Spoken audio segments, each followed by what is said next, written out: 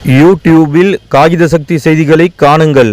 காகித சக்தி செய்திகளுக்காக செய்திகள் வாசிப்பவர் பா. சவுந்தரராஜன். அதிமுக சார்பில் இஃப்தார் நோன்பு திறப்பு நிகழ்ச்சி சென்னை எக்மோரில் உள்ள சிராஜ் ஹாலில் 21/3/2025 அன்று மாலை 5:30 மணி அளவில் நடைபெற்றது. அதிமுக சார்பில் நடைபெற்ற இஃப்தார் நோன்பு திறப்பு நிகழ்ச்சியில் அதிமுக பொதுச் செயலாளரும் தமிழ்நாடு சட்டமன்ற எதிர்க்கட்சித் தலைவரும் தமிழக முன்னாள் முதலமைச்சருமான எடப்பாடி கே. பழனிசாமி அவர்கள் சிறப்பு அழைப்பாளராக இந்நிகழ்ச்சியில் கலந்து கொண்டு சிறப்பித்தார். இந்நிகழ்ச்சிக்கு வருகை தந்த அதிமுக பொதுச் செயலாளர் எடப்பாடி கே. பழனிசாமி அவர்களுக்கு இஸ்லாமிய பெருமக்களும் அதிமுக நிர்வாகிகளும் அதிமுக தொண்டர்களும் பெண்கள் மற்றும் தாய்மார்களும் வழிநெடுகிலும் உற்சாக வரவேற்பு வழங்கினர். இவ்விழாவில் அதிமுக அவைத்தலைவர் தமிழ்மகன் உசேன், முன்னாள் நாடாளுமன்ற உறுப்பினர் அன்வர் ராஜா உள்ளிட்ட பலர் கலந்து கொண்டு சிறப்புரை நிகழ்த்திய இந்நிகழ்ச்சியில் பங்கேற்று சிறப்பித்த அனைவருக்கும் அதிமுக மாநில சிறுபான்மை நலப்பிரிவு செயலாளரும் முன்னாள் அமைச்சருமான எஸ். அப்துல் ரஹீம் அவர்கள் நன்றியுரை நிகழ்த்தினார். மேலும் இந்நிகழ்ச்சியில் இஸ்லாமிய தலைவர்கள் பலர், புரட்சி பாரதம் கட்சியின் தலைவர், இஸ்லாமிய சகோதரர்கள், அதிமுக மாநில, மாவட்ட, மாநகர, ஒன்றிய, நகர, பேரூர், ஊராட்சி கிளைக்கழக நிர்வாகிகள், பிற அணி நிர்வாகிகள், தொண்டர்கள் உள்ளிட்ட பலர் கலந்து கொண்டனர்.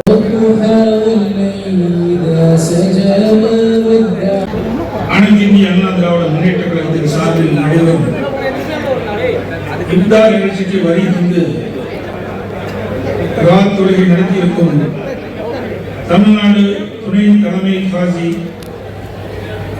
முகமது அக்பர் அலிசா ஆமதி அவர்களே,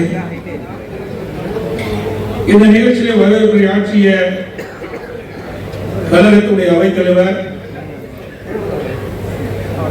முன்னாள் வாரிய தலைவர் அண்ணன் டாக்டர் தமிழ்மகன் உசேன் அவர்களே, நாகூர் தர்கா தலைமை ஆதீனம் பரம்பரை கலிபா முதல் ட்ரஸ்டி மரியாதைக்குரிய டாக்டர் கலிபா மஸ்தான் சாஹிப் காதிரி அவர்களே, ஜனாப் காசி ஆற்காடு இளவரசர் மரியாதைக்குரிய முகமது அலி அவர்களே, அண்ணா சாஹிப் தர்கா ட்ரஸ்டி மரியாதைக்குரிய கான்காஜ் சையத் மசூதுதீன் அவர்களே, எழும்பூர் முகத் பாபா தர்கா ட்ரஸ்டி மரியாதைக்குரிய கல்காஜ் முனவர் சரீப் அவர்களே, இந்த நிகழ்ச்சியை வாழ்த்துறை வழங்கிய கழகத்துடைய அமைப்பு செயலாளர் முன்னாள் அமைச்சர் முன்னாள் நாடாளுமன்ற உறுப்பினர் மரியாதைக்குரிய திரு அன்புராஜா அவர்களே, எஸ்ஐ கட்சியினுடைய மாநில தலைவர் மரியாதைக்குரிய திரு நெல்லை முபாரக் அவர்களே, தமிழ் மாநில முஸ்லிம் கட்சியினுடைய தலைவர் மரியாதை திரு ஷேக் தாவூத் அவர்களே, புரட்சி பாரதம் கட்சியினுடைய தலைவர் சட்டப்பேரவை உறுப்பினர் மரியாதைக்குரிய டாக்டர் கோவை எம் ஜெகன்மூர்த்தி அவர்களே, மனிதநேய ஜனநாயக கட்சியுடைய பொதுச் செயலாளர் மரியாதைக்குரிய திரு எஸ். ஹாரின் ரஷீத் அவர்களே, இந்த நிகழ்ச்சியை நினைவாற்றிருக்கின்ற கழக சிறுபான்மை நல பிரிவு செயலாளரும் முன்னாள் அமைச்சருமான மரியாதை திரு அப்துல் ரஹீம் அவர்களே, நிகழ்ச்சியை சிறப்பான முறையில் தொகுத்து வழங்கிக் கொண்டிருக்கும் கழக செய்தி தொடர்பாளரும் கழக சிறுபான்மை நல பிரிவு துணை செயலாளருமான மரியாதை திரு ஒய் ஜவஹர் அவர்களே, என்னுடைய அழைப்பை ஏற்று இந்த மதிப்புமிகு விழாவிற்கு வருகின்றிருக்கும் இஸ்லாமிய பெருமக்களே, சமூக பெரியவர்களே, அன்புக்குரிய தாய்மார்களே, கழகத்துடைய மூத்த தலைமை கழக நிர்வாகிகளே,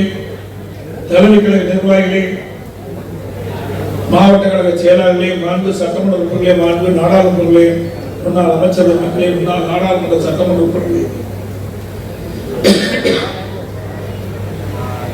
அனைத்து இந்திய அண்ணா திராவிட முன்னேற்ற கழகத்திலே பல்வேறு பொறுப்புகளை வைக்கின்ற நிர்வாகிகளே, கழக உடன்பிறப்புகளே, என்னுடைய அழைப்பை ஏற்று இஃப்தார் நிகழ்ச்சியை கலந்து கொண்டிருக்கின்ற இஸ்லாமிய சகோதர சகோதரிகளே, பத்திரிகையாளர்கள், ஊடகங்களே, அனைவருக்கும் என்னுடைய முதற்கண் வணக்கத்தை உறுத்தாக்கி, நபிகள் நாயகம் அவர்களையே போற்றுதற்குரிய வழிகாட்டுதலில் வாழ்பவர்களுக்கு இந்த ரமலான் மாதம் வசந்த காலம்.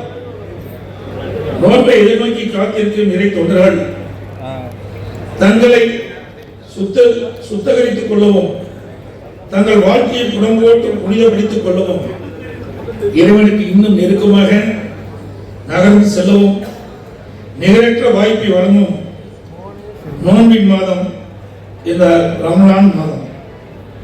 நாள் முழுவதும் உண்ணாமல் நோன்பிருந்து இந்த மனித வாழ்வு எத்தகைய இயல்பை துணக்கத்தை கொண்டது என்பதை எண்ணி பார்க்கிறோம்.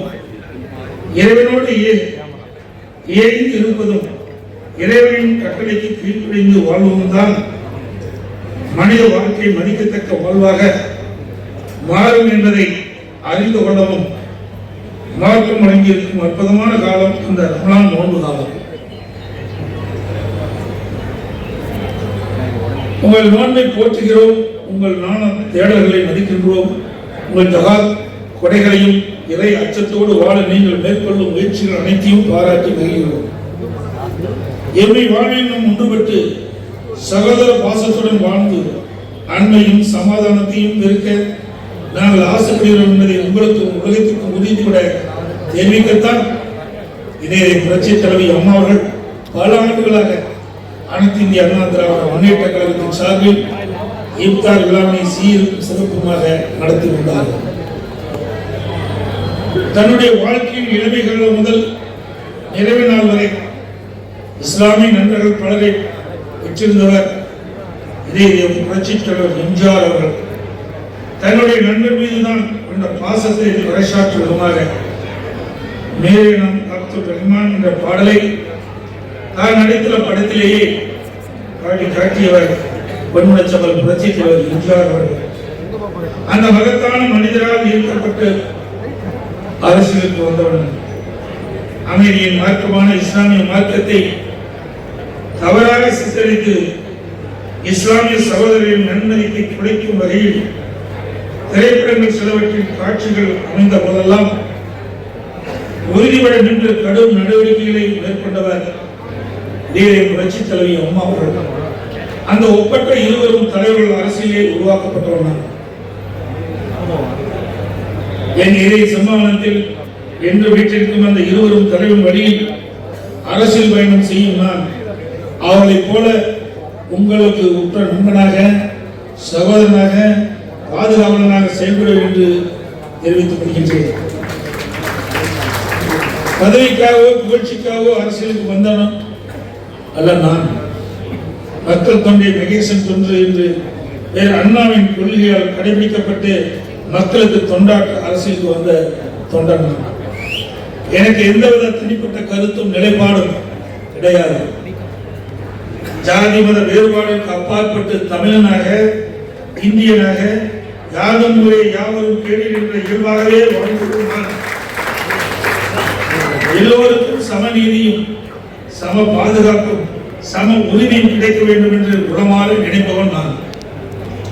எண்ணிக்கையில் குறைவாக உள்ள சிறுபான்மையினரை பாதுகாத்து அரவணைத்து அன்பு செய்வதை நான் தலையாய கடமையாக கொண்டு பொது வாழ்வில் ஈடுபட்டிருக்கும் நான் என்றைக்கும் உங்களுக்கு துணையாக இருப்பேன் என்று தெரிவித்துக் கொள்கின்றேன். போற்றுதலுக்குரிய நபிகள் நாயகத்தின் வாழ்க்கையில் இருந்து மனித இனம் கற்றுக்கொள்ள ஏராளமான நற்களங்கள் உள்ளன. அதிலும் பொது வாழ்வில் உள்ளவர்கள் அவருடைய வாழ்க்கை நிகழ்வில் இருந்து தெரிந்து கொள்ள வேண்டிய பண்பு நலங்கள் பல இருக்கின்றன. நபிகள் நாயகத்தின் போற்றுதலுக்குரிய பண்புகளை சில நிகழ்ச்சிகள் உங்களுக்கு எளிதாக விளக்க நினைக்கின்றேன். எடுத்துக்காட்டாக நபிகள் நாயகம் போதித்த புதிய மார்க்கத்திற்கு அப்போது எதிர்ப்புகள் பலமுனை தாக்குதலாக இருந்தன. அது ஒரு போர்க்களம். நபிகள் நாயகத்துடன் திரு அபூபக்கர் அவர்களுக்கு உடன் இருந்தார்கள். 7 பேர் கொண்ட பகைவர்கள் அவர்களை தேடி அடிக்க ஆயுதத்துடன் வந்தனர். நபிகள் அபூபக்கரும் அப்போது ஒரு புகையில் இருந்தனர். பெரும் படையின் காலடி சத்தம் பொய்க்கு அருகிலே கேட்டதும் அபூபக்கர் நபிகள் நாயகத்தை பார்த்து, நபிகளாரே பெரும்படை வருகிறது, நாம் 2 பேரே தானே இருக்கிறோம் என்றார். நபிகள் நாயகம், நாம் 2 பேர் அல்ல 3 இருக்கிறோம் என்றார். அபூபக்கர் ஆச்சரியப்பட்டவராக குறிப்பில் யாராவது 3வது நபர் இருக்கிறார் என்று தேட ஆரம்பித்தார். அதை கண்ட நபிகள் நாயகம், ஆண்டவன் நம்மோடு இருக்கின்றார், அவனையும் சேர்த்து நாம் 3 என்றார்கள். ஆண்டவனை துணையாக கொண்டவர்களை யாராலும் அழிக்க முடியுமா? குகையின் வாயில் முழுவதும் சிலந்தி நூல் வளைவோல் பின்னப்பட்டிருந்தது. அழிக்க தேடி வந்த பெரும் படை குகைக்குள் சிறந்த உடையை தாண்டி யாரும் செல்ல முடியாது என்று எண்ணி திரும்பி சென்று விட்டனர். பொது வாழ்வில் அறமும் நேர்மையும் கொண்டு செயல்படுவதற்கு ஆண்களும் துணை நிற்கின்றார் என்பதற்கு அண்ணல் நபிகள் வாழ்வில் நடந்த இந்த குகை சமூகம் பெரும் உதாரணம் அல்லவா? உள்ளத்தில் தூய்மையும் செயலில் நேர்மையும் உடையவர்கள் ஆண்டவனே கூட்டணி அமைத்து வெற்றியை தேடி தருவான் என்ற மகத்தான உண்மையை இந்த நிகழ்ச்சி நமக்கு எடுத்து காட்டுகிறது. பொது வாழ்வில் இருப்பவர்களுக்கு இதைவிட ஒரு முன்மாதிரி நடத்தி இருக்க முடியுமா? பகவின் கடவுளின் துணையால் பொறுமையால் வெல்லுங்கள் என்பது அன்னாரின் வாழ்க்கை நமக்கு சொல்லித் தரும் பாடமாகிறது அல்லவா? அதேபோல் அரபு தேசம் ஒன்றில் மன்னர் ஒரு வாழ்வின் இறுதி கட்டத்தை எட்டி மரணப்படுத்தியில் இருந்தார். தனது சாம்ராஜ்யத்தை தனக்கு பின் எந்த மகனும் ஒப்படைக்கிறது என்று யோசித்தபடி இருந்த அவர் தனது 3 இளவரசரும் அழைத்து உங்களிடம் ஆட்சி பொறுப்பை ஒப்படைத்தால் என்ன செய்வது என்று கேட்டார். முதலாவது இளவரசர், அரசரே, என்னிடம் ஆட்சி அதிகாரம் வந்தால் எல்லா இடங்களிலும் தொழுகை கூடங்கள் கட்டுவேன், மக்கள் அனைவருக்கும் உரிய நேரத்தில் தொழுவதை உறுதி செய்வேன், அதை கண்காணிக்க காவலில் நியமிப்பேன், தொழுவதற்கு வராதவரை தண்டிப்பேன் என்றார். இரண்டாவது இளவரசர், அரசே, நான் மன்னராக முடிசூட்டிக் கொண்டால் வீட்டுக்கு வீடு பக்தி கூடங்களை அமைப்பேன், காலையிலும் இரவிலும் அந்த பக்தி கூடங்களில் கடவுளின் திருநாமத்தை ஓத செய்வேன், ஓதுகின்ற மந்திரங்களையும் இறை வேடல்களையும் நன்கு மனப்பாடம் செய்வதற்கு பெரும் பரிசளிப்பேன் என்றார்.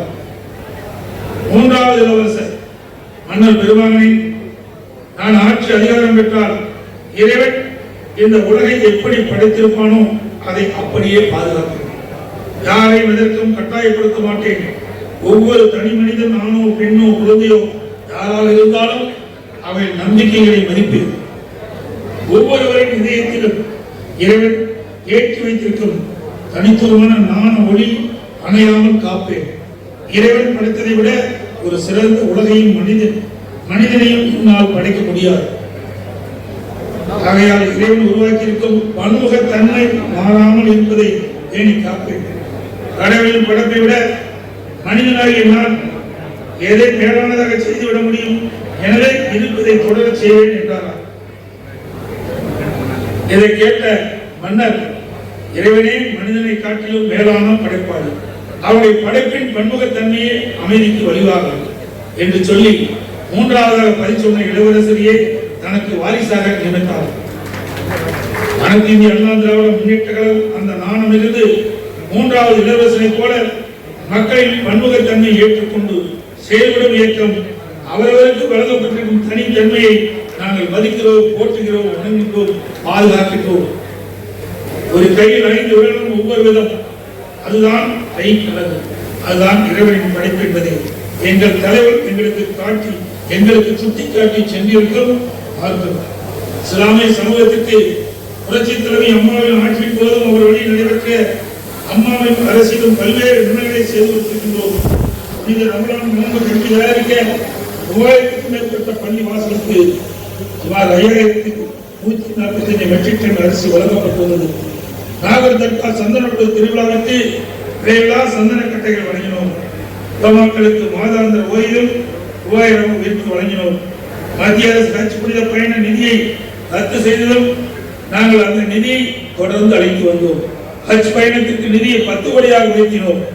மற்ற ஹஜ் யாத்திரைகள் சென்னையில் தங்குவதற்கு புனித ஹஜ் இல்லம் கட்டினோம் உள்ளிட்ட பல்வேறு நன்மைகள் அம்மாவின் அரசு செய்துள்ளது என்பதை மகிழ்ச்சியுடன் இந்த தருணத்தில் தெரிவித்துக் கொள்கின்றேன். எனது அரசியல் பயணம் ஒரு நதியின் பயணத்தை போன்றது. சில ஊற்றாக தோன்றி ஓடையாக மாறி அருவியாக கொட்டி அமைதியாக மெல்ல நடந்து வயதோறும் விளைச்சலுக்கு பாயும் ஒரு நதியை போல நானும் நாட்டு மக்களுக்கு பயன்பட வேண்டும் என்று ஓடிக்கொண்டிருக்கின்றேன், உழைத்துக் கொண்டே இருக்கின்றேன். புரட்சித் தலைவர் எம்ஜிஆர், புரட்சித் தலைவர் அம்மா ஆகிய இருவரும் தலைவர்கள் இஸ்லாமிய பெருமக்களுக்கு துணை நின்றது போல் நாங்களும் உங்களுக்கு என்றும் துணை நிற்போம். புரட்சித் தலைவர் சொன்னதை போல் என்னை நம்பாமல் கெட்டவர்கள் பலர் இருக்கலாம், ஆனால் நம்பி கெட்டவர்கள் இன்று வரை யாரும் இல்லை என்று சொல்லி வந்திருக்கும் அனைவருக்கு வாழ்த்தி நோன்பு திருப்பணி மகிழ்ச்சியுடன் மேற்கொள்ள வேண்டி விடைபெறுகின்றேன். வணக்கம்.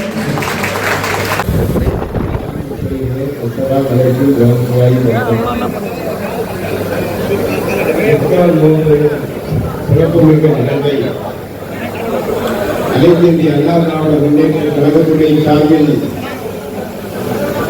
பல்லாண்டுகள் தொடர்ந்து கழகத்துடைய காவல் தெய்வமாக இருந்த டாக்டர் புரட்சித் தலைவி அம்மா அவர்கள் தொடர்ந்து 19 ஆண்டுகள் தன்னுடைய சொந்த செலவிலேயே இந்த இஃப்தார் நோன்பை சிறப்பாக நடத்திய பாங்கிற புரட்சித் தலைவி அம்மாவுக்கு பிறகு இந்த இயக்கத்தை செம்மையாக வழிநடத்தி 2 கோடி தொண்டர்களுக்கு மேல் இந்த இயக்கத்தை கட்டி காப்பாற்றி வருகின்ற சேலத்து சிங்கம் நம்முடைய இதயத்து தங்கம்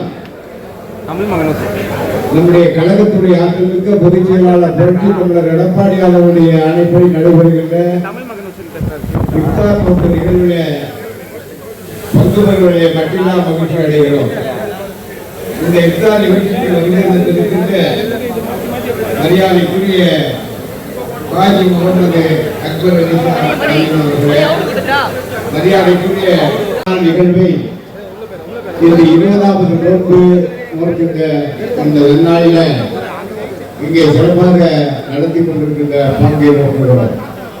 என்னுடைய அருமை தோழர்களே, நண்பர்களே, ஒரு இஸ்லாமிய சமுதாயத்தை தன்னுடைய இதயத்திலே ஏந்தி அந்த சமுதாயத்திற்கு நான் பாதுகாப்பாளராக இருக்கிறேன் என்ற அனைப்புகளை விட்டு இன்று இந்த இஸ்லாமிய நண்பர்களுக்கு இஃப்தார் அற்புதமான இந்த நிகழ்வை எல்லாம் அல்ல நபிநாயகம் ஸல்லல்லாஹு அலைஹி வஸல்லம் சொன்னார்.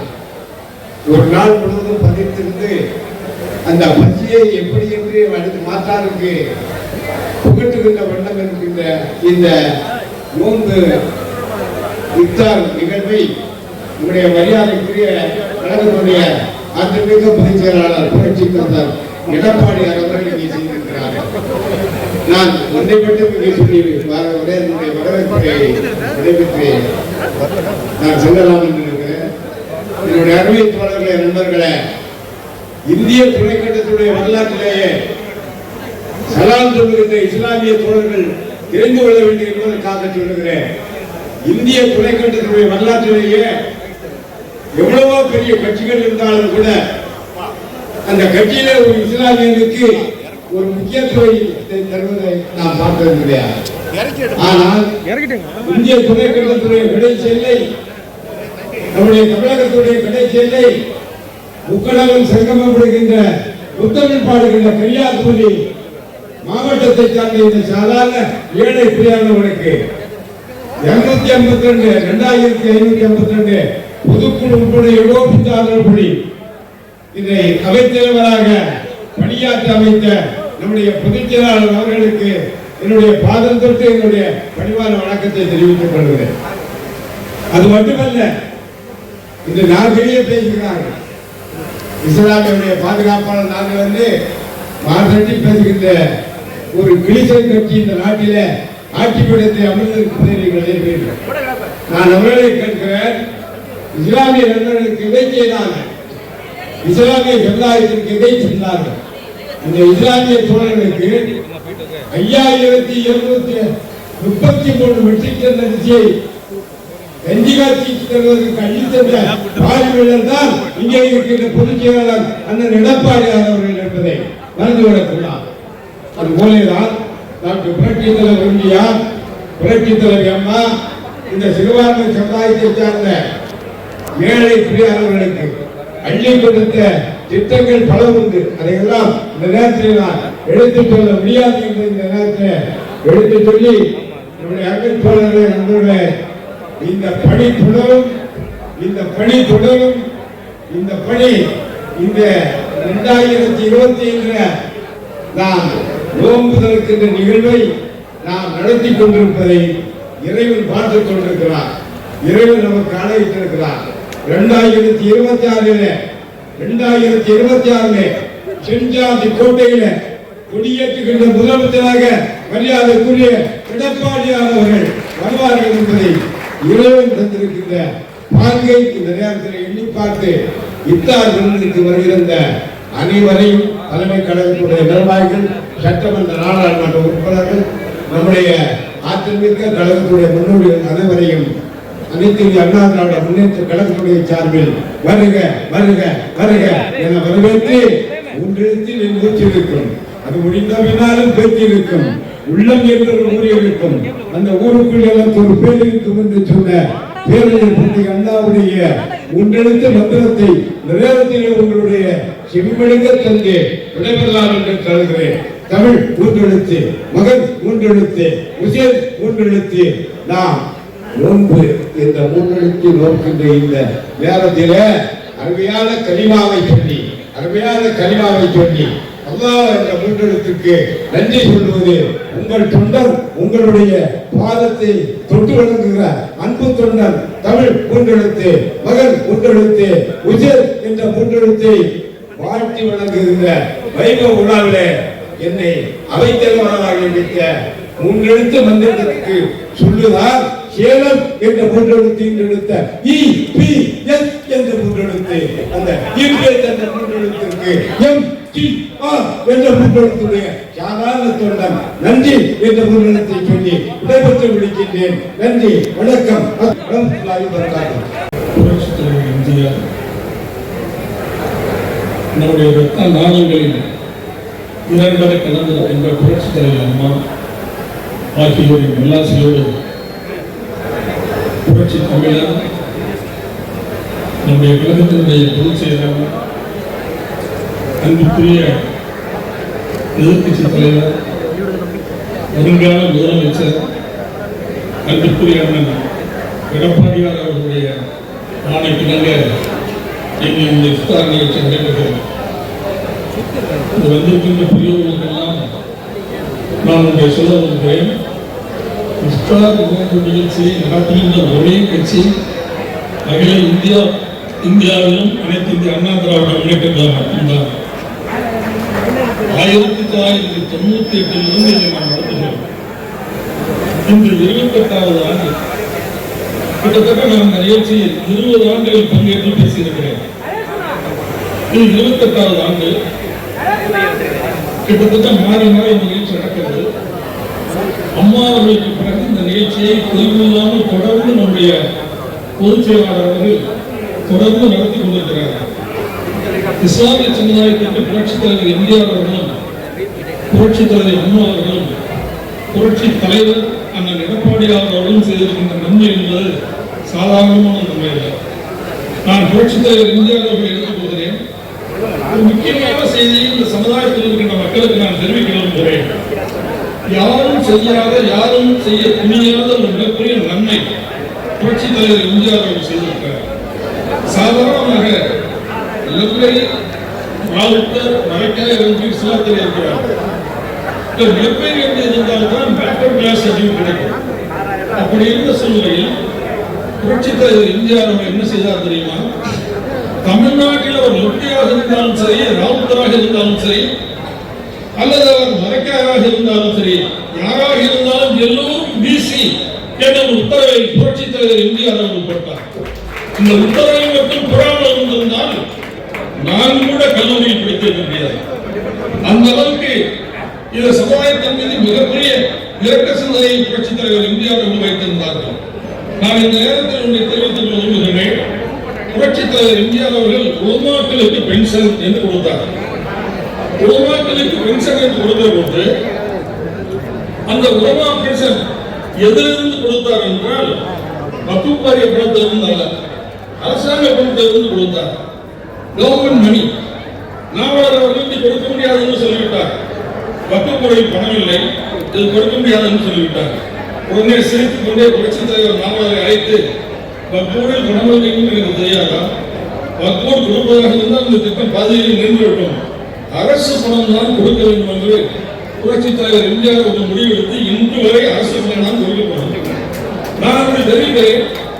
250 ரூபாய் கொடுத்து புரட்சித் தலைவர் இந்த திட்டத்தை துவக்கினார். 1500 ரூபாய் வரை புரட்சித் தலைவர் அம்மாவுக்கு கொண்டு வந்து விட்டார். ஆனால் நம்முடைய எடப்பாடியார் அவர்கள் என்ன செய்தார் தெரியுமா?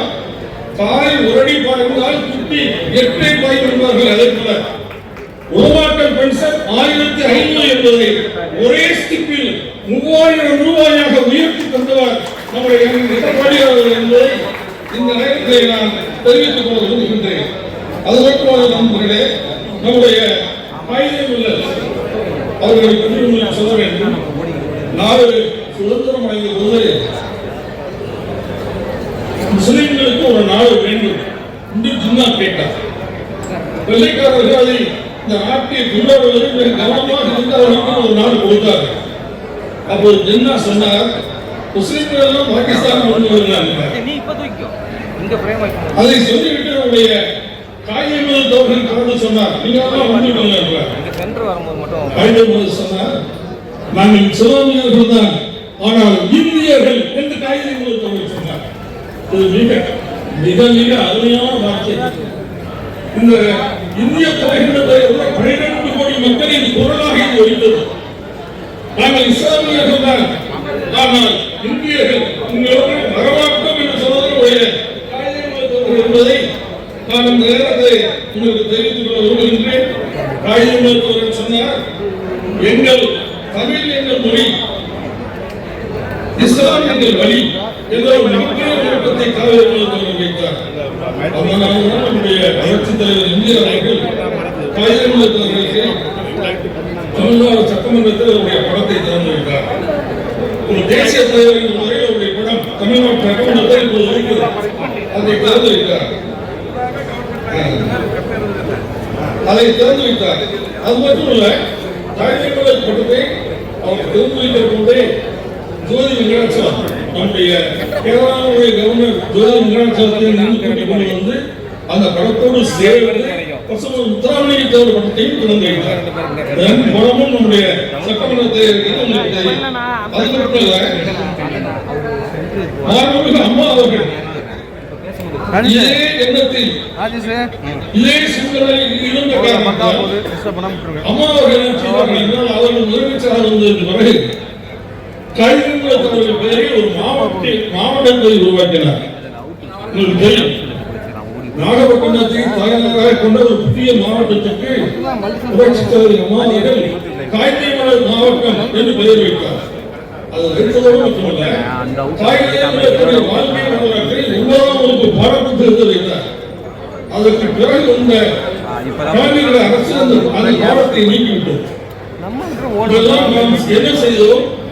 கருணாநிதியும் திமுகவும் என்ன கருதல் செய்தார்கள் என்பதுதான் பார்க்க வேண்டிய மிக முக்கியமான விஷயமாகும்.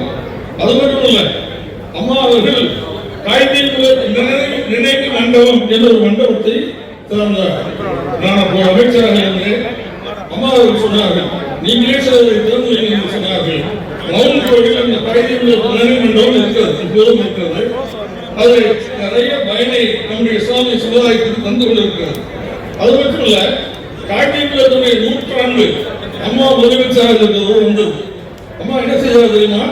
தமிழ்நாடு முழுவதும் இந்த 100 விழா கொண்டாடப்பட வேண்டும், ஆகவே அரசு சார்பில் கொண்டாடப்பட வேண்டும் என்று உத்தரவிட்டு, அது மட்டுமல்ல, அங்கே இருக்கிற கலெக்டர், அமைச்சர்கள், எம்எல்ஏக்கள் எல்லோரும் சேர்ந்து எல்லா மாவட்டங்களிலும் காகிதங்கள் அவர்களுடைய 100 விழாவை கொண்டாடினார்கள் என்பதை நான் இந்த நேரத்தில் உங்களுடைய கவனத்துக்கு தெரிவித்துக் கொள்ள விரும்புகின்றேன். நான் இதை பற்றி சொன்னேன்.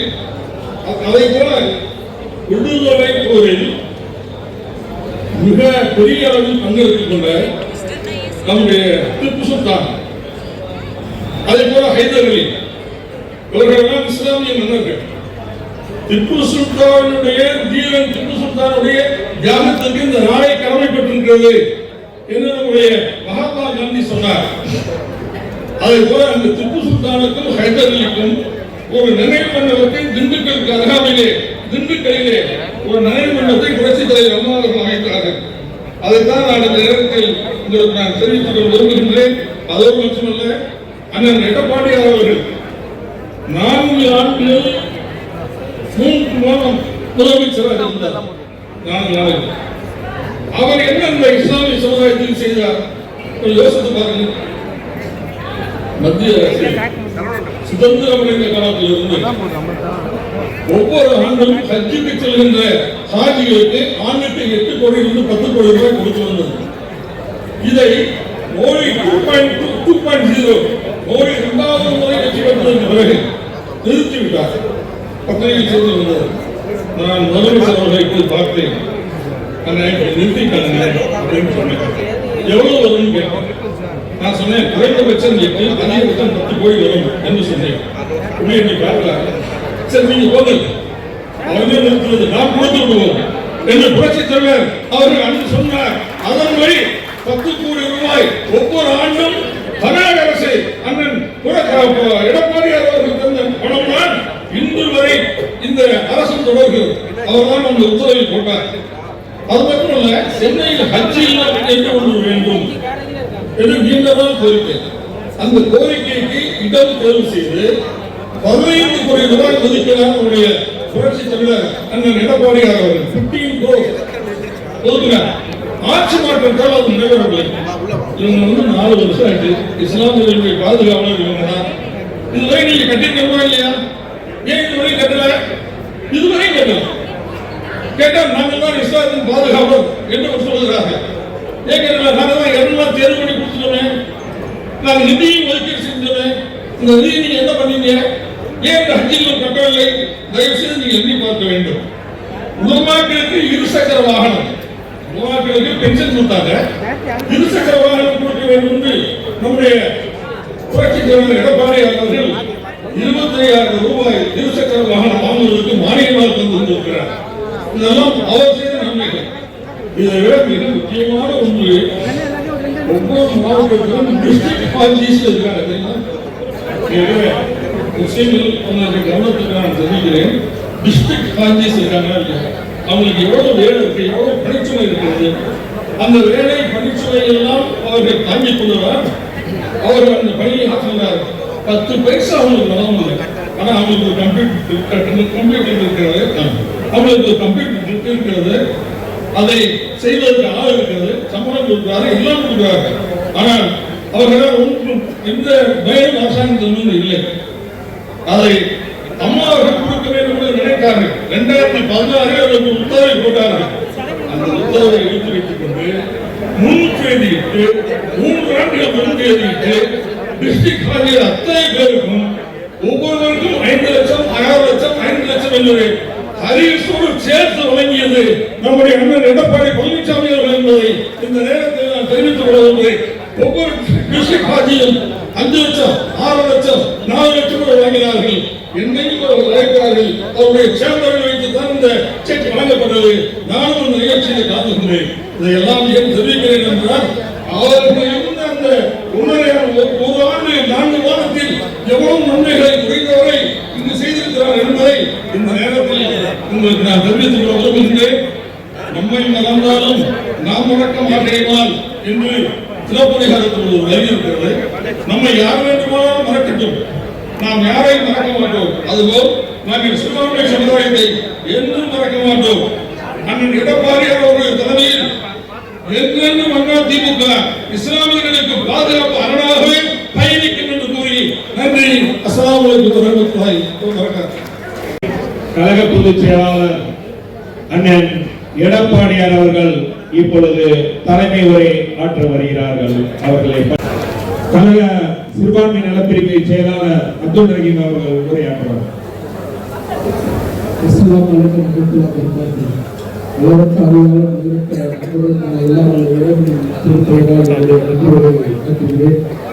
அனைத்து இந்திய அண்ணா முன்னேற்ற கழகத்தினுடைய நிரந்தர பொதுச் செயலாளர், இன்றைய எதிர்கட்சி தலைவர், நாளை நிச்சயம் தமிழகத்தினுடைய முதலமைச்சர் அவர்களுடைய அழைப்பை ஏற்று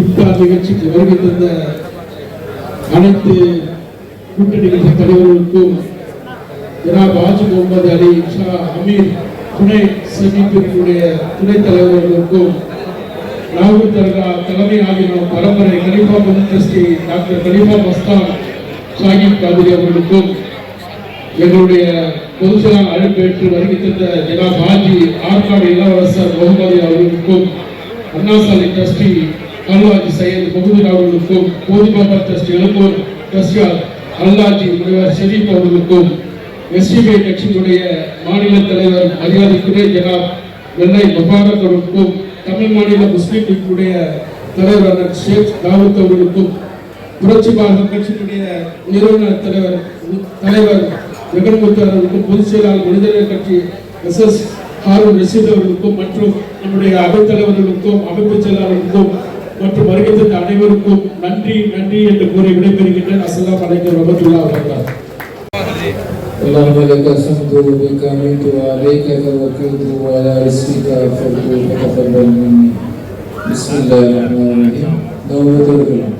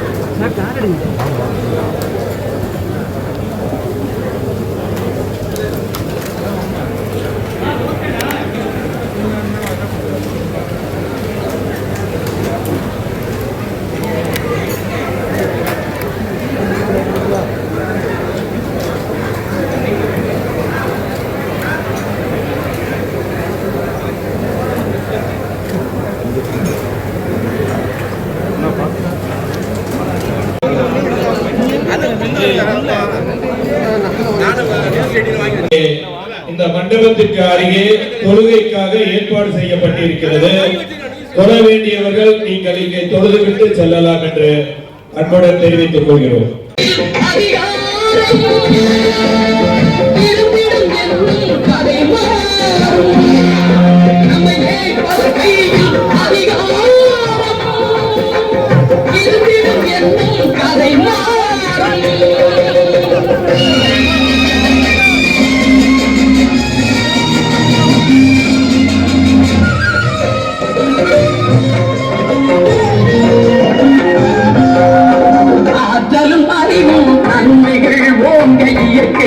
நிலவரப்பணியில் நம்பிக்கையான நிறுவனம் GRS என்டர்பிரைசஸ் பெரிய பாய்மார்க்கு வடமதுரை எண்ணாகுப்பம் ரோடு. அனைத்து இசைகளும் கற்க சிறந்த இடம் வேப்பம்பட்டு AJ மியூசிக் அகாடமி அப்ரோ பார்மசி மேல்தளத்தில்.